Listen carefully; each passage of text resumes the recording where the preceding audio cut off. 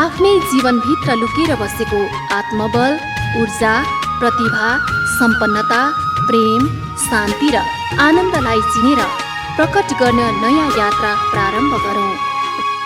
जीवन विज्ञान, जीवन विज्ञान। प्रश्न छ, पशु पन्छीमाथि हुने घोर अन्याय, अत्याचार र बलि प्रथा जस्तो कुरीति हुँदा पनि ईश्वर किन मौन छ? ईश्वर किन मौन छ भने नि, ईश्वरलाई केही मतलब नै छैन तपाईँले के गर्नुहुन्छ भने। यो तपाईँको आफ्नो कुरा हो, मनुष्यको आफ्नो कुरा हो। ईश्वरलाई जन्म र मृत्यु दुईको बिचमा फरक नै हुँदैन, न रात र दिनको बिचमा फरक हुन्छ। ईश्वरको आफ्नो कुनै निजी चुनाव हुँदैन। परम ऊर्जाले यो ठिक यो बेठिक भन्दैन। उसले जीवन दिएको छ र त्यो जीवनलाई हामीले के गर्छौँ, त्यो जीवनको माध्यमबाट हामी विनाश गर्छौँ कि सृजना गर्छौँ, त्यो हाम्रो हातमा छ। प्रत्येक मनुष्यको हातमा छ कि उसले के गर्छ, र त्यो ईश्वर अन्यत्र कतै छँदा पनि छैन। कुनै स्वर्गमा बसेर, वैकुण्ठमा बसेर मनुष्यलाई, प्राणीहरूलाई, लोकहरूलाई नियन्त्रण गर्ने काम पनि गर्दैन ईश्वरले। यो त सबै स्वचालित प्रक्रिया हो, जुन प्रक्रियाको माध्यमबाट, जुन विज्ञानको माध्यमबाट समग्र ब्रह्माण्ड चलिरहेको छ। र प्रत्येक व्यक्तिभित्र त्यो जीवन ऊर्जाको क्षेत्र छ, जहाँ गएर उसले सम्पूर्ण ब्रह्माण्ड चल्ने पद्धतिमा आफ्नो मनलाई स्थिर गर्न सक्छ। तपाईँले चेतन मनलाई भित्रको जीवन ऊर्जामा लैजानुभयो भने तपाईँलाई त्यो विशाल ऊर्जाको क्षेत्र पकडमा आउँछ, जहाँबाट सारा ब्रह्माण्ड चल्छ। प्रत्येक व्यक्तिभित्र छ त्यो ब्रह्माण्ड चल्ने साँचो। र यो जीवनसँग हामी के गर्छौँ, यो हाम्रो हातमा छ, न कि कुनै ईश्वरको हातमा छ। उसले त आफ्नो हातमा केही पनि राखेको छैन। उसले जीवन दिएको छ। यो जीवनलाई हामी के गर्छौँ, त्यसमा हामी पुरै नै स्वतन्त्र छौँ। त्यसैलाई त भनिन्छ नि स्वतन्त्र इच्छा, फ्री विलको नियम, कर्मको नियम। यो गर भनेर अराउनु भने त कर्म कसरी भयो? उसले कुनै पनि कुरा अराउँदैन। न उसको संविधानमा केही कुरा लेखेको नै छ। बस संविधानमा एउटै कुरा छ कि यहाँ कोही पनि अलग छैन, यहाँ कहीँ द्वैत छैन। ईश्वरको संविधानमा लेखेको छ हामी एक हौं, सम्पूर्ण चराचर जगत एक हो। तपाईँ आफूभित्रको जीवन ऊर्जाको क्षेत्रमा प्रवेश गर्नुभयो भने तपाईले त्यहाँ देख्नुहुन्छ कि धेरै परको ग्रह, नक्षत्र, तारा पनि तपाईभित्र छ। हरेक प्राणी तपाईभित्र छ। तपाईले आफ्नो हृदयलाई धेरै सानो आंकलन गर्नुभएको होला। आफूलाई सानो आंकलन गर्नु नै पाप हो। पाप के हो? जुन विराटता छ त्यसलाई खुम्जाएर सानो बनाएर मात्रै अनुभव गर्नु। हामी विशाल छौं, हामी विराट छौं, हामी अनन्त छौं, हामी असीमित छौं र हामी एक छौं। अब म भित्र सारा प्राणीहरू र सम्पूर्ण चराचर जगत एक छ।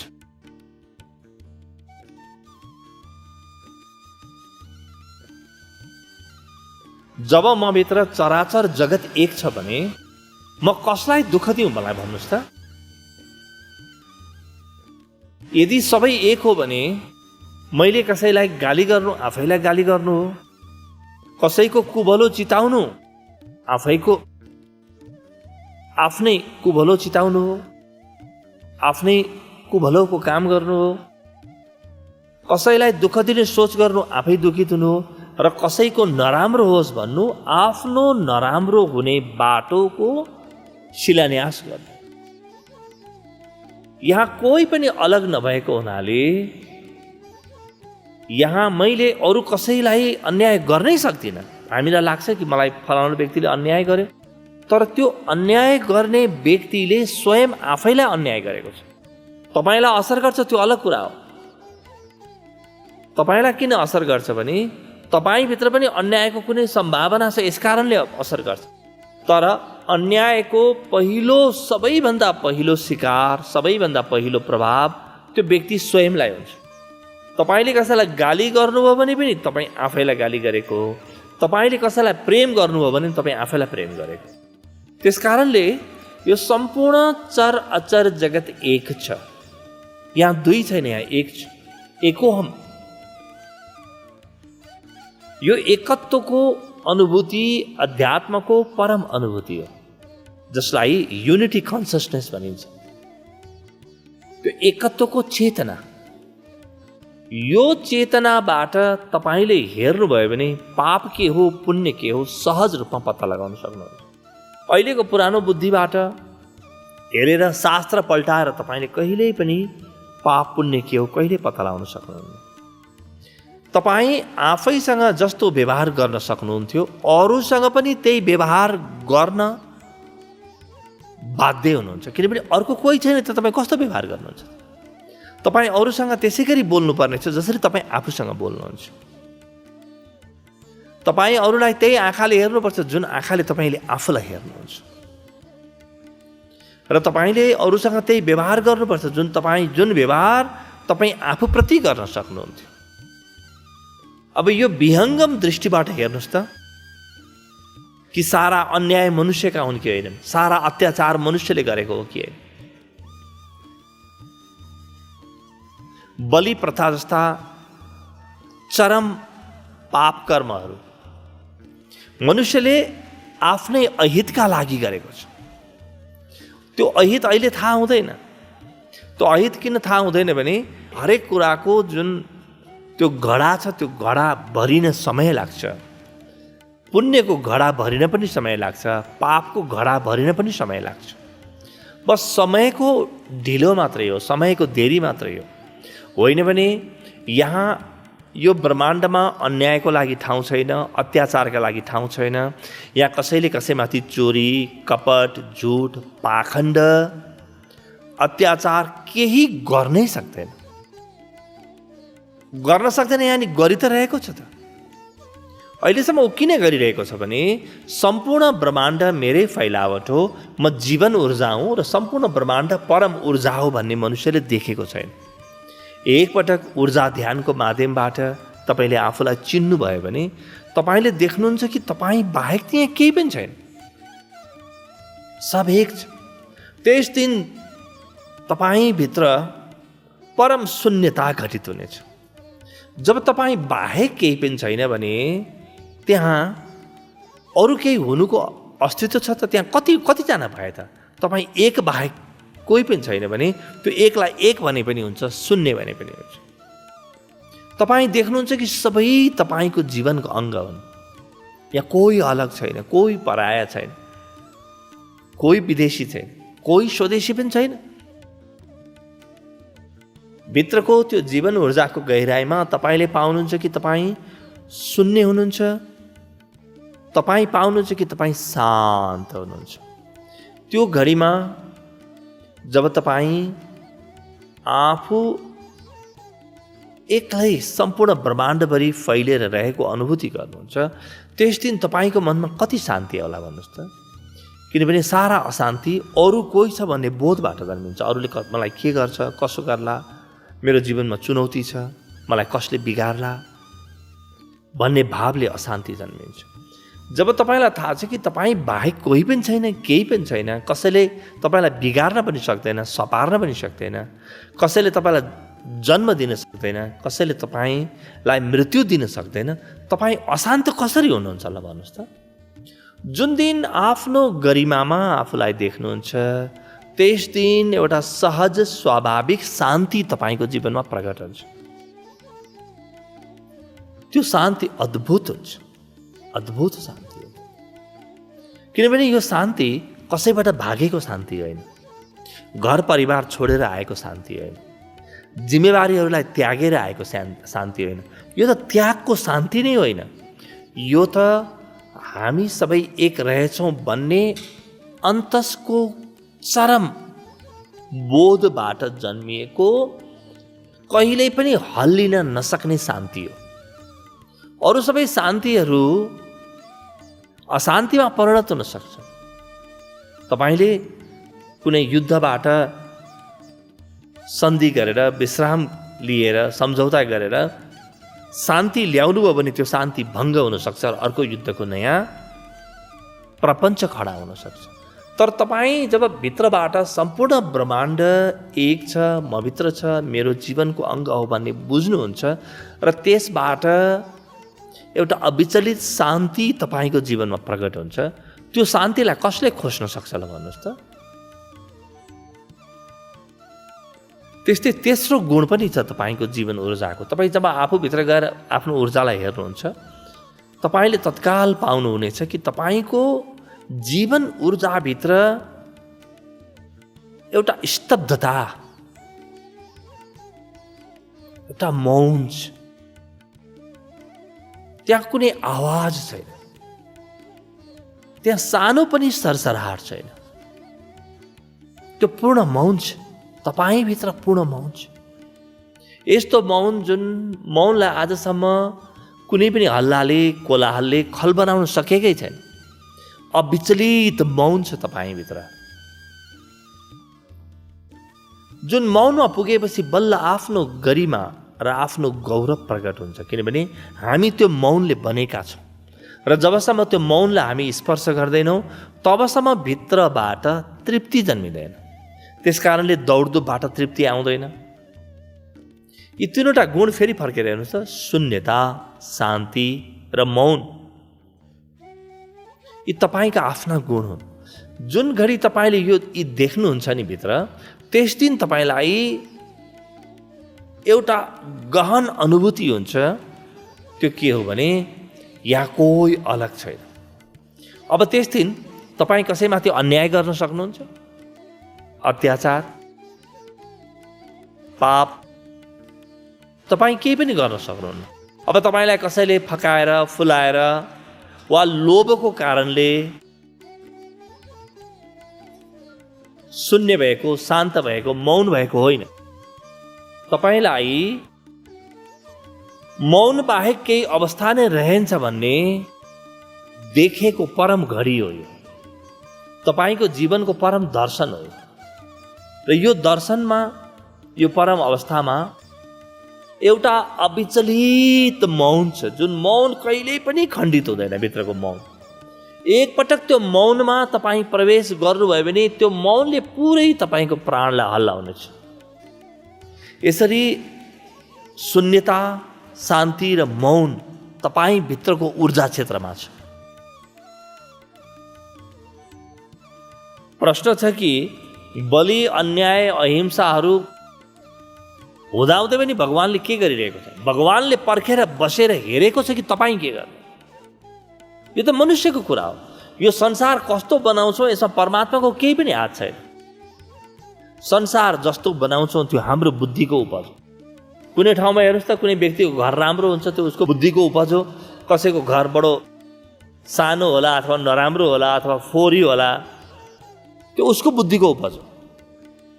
कहीँ कसैले तपाईँमा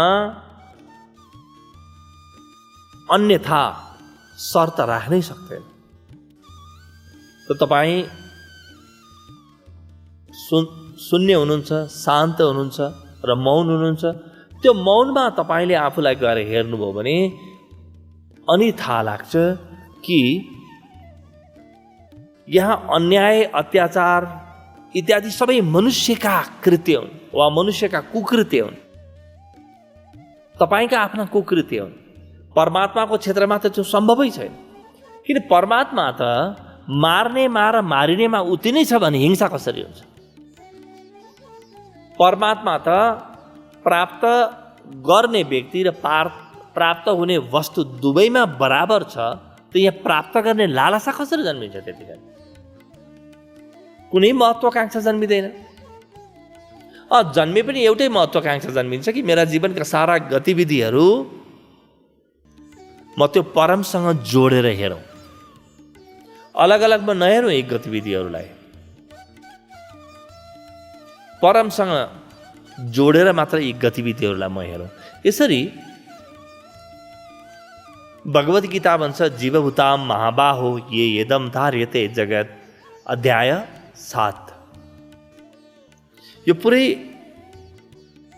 भूतात्माहरू यानि प्राणीहरूलाई जीवले आफूमा धारण गरेको छ। परमात्माले जीवलाई धारण गरेको छ, जीवले प्राणीहरूलाई अन्यत्र अरू प्राणीहरूलाई चाहिँ धारण गरेको छ। त्यसकारणले त्यो धारणको जिम्मा व्यक्ति स्वयंमा छ। त सुध्रिनु कसले पर्यो? कुनै परमात्माले परेन। यदि तपाईँलाई लाग्छ कि परमात्मा यो अन्याय अत्याचार हुँदाहुँदै पनि हेरेर बसिरहेको छ, त्यसले केही गरेन, त जिम्मा उसमाथि हुन्छ। भोलि उसलाई तपाईँले अदालतमा लैजान सक्नुहुन्छ। तर परमात्माले तपाईँलाई के भन्ने छ भने तिमीलाई जब मैले सृजना गरेँ, मेरो सारा अधिकार तिमीलाई दिएँ, सारा शक्ति तिमीलाई दिएँ, सारा शान्ति तिमीलाई दिएँ, मेरो शून्यता तिमीलाई दिएँ, मेरो जीवन नै तिमीलाई दिएँ। तिमी चाहिँ के हेरेर बस्यौ? र एउटा सुन्दर सामूहिक जीवनको निर्माण गर्ने दायित्व त हामी सबैको हो। यो दायित्व पुरा गर्न नसक्नुको चोट सबैले साझा रूपमा खानुपर्छ। र विशेष गरी ती व्यक्तिहरूलाई छ जसले अरू कसैलाई सताउँछ। त्यसकारणले कुनै पनि अन्याय अत्याचार हिंसाका लागि तपाईँले भगवानलाई कहिले पनि दोष दिन सक्नुहुन्न, परमात्मालाई कहिले पनि दोष दिन सक्नुहुन्न। उसले त तपाईँलाई खेल्ने एउटा क्षेत्र बनाइदिएको छ। तपाईँ जे खेल्नुहुन्छ खेल्नु, जसरी खेल्नुहुन्छ खेल्नुहोस्।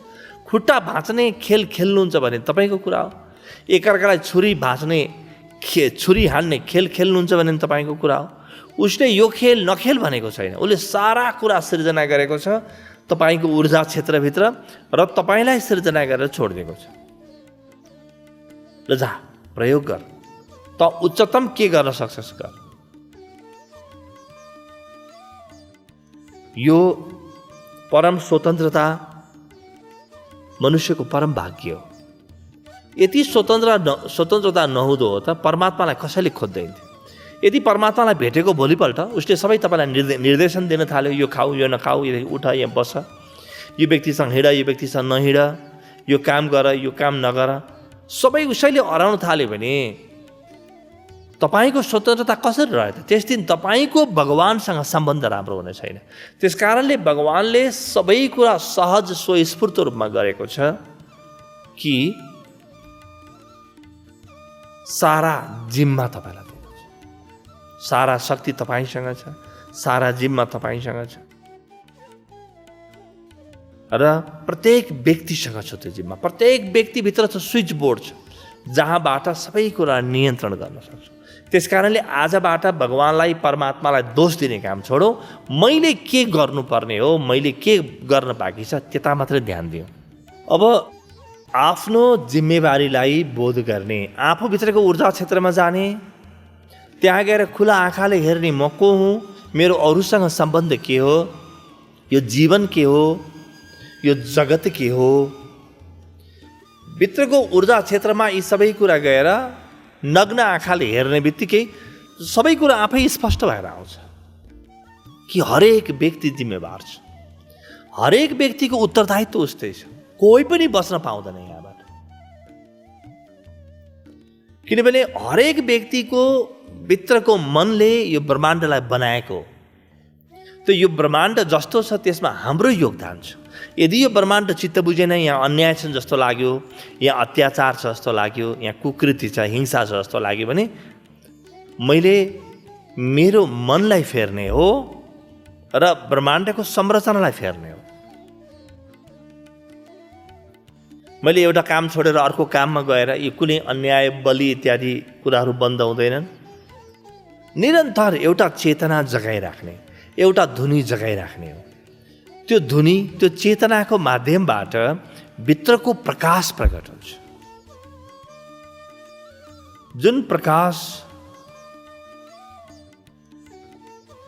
तपाईले अनुभव गर्न साथ तपाईले पाउनुहुन्छ कि तपाईका जीवनका झन्झट हटे। अब तपाईँ अरूलाई किन सताउनुहुन्छ? तपाईँलाई नपुग्ने के छ? तपाईँ हरेक कुराले पूर्ण हुनुहुनेछ, पूर्ण हुनुहुनेछ, पूर्ण हुनुहुनेछ। जीवन